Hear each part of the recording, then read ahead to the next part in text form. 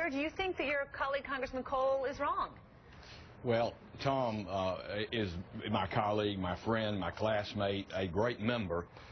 And, you know, I just think that I have less confidence that in 2013 that we would be able to get those marginal rates back down on the top 2%, those that pay 37% of all taxes. Don't have that confidence, but Tom is a very cerebral member, and I don't question his judgment. But I'm certainly not going to break a pledge that I've made in regard to not raising taxes.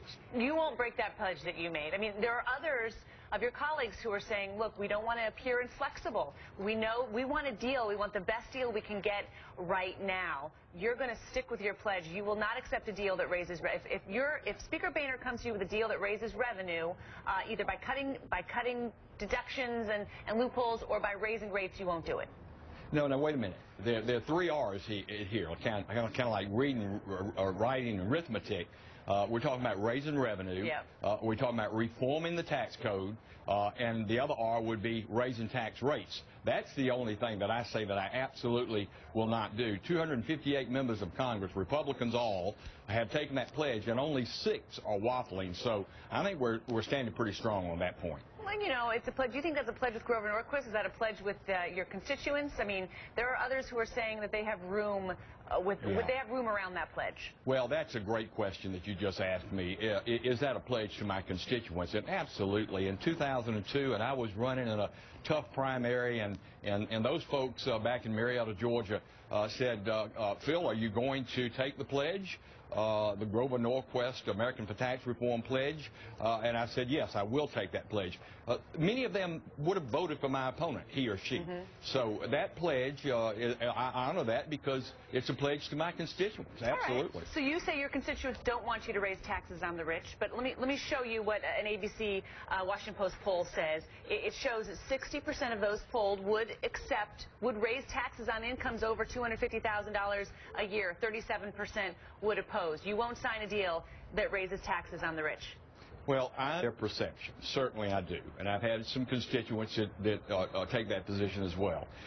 But, you know, I'm sent to Congress to represent 700,000 people in my Northwest Georgia district, and they send me because they trust my judgment.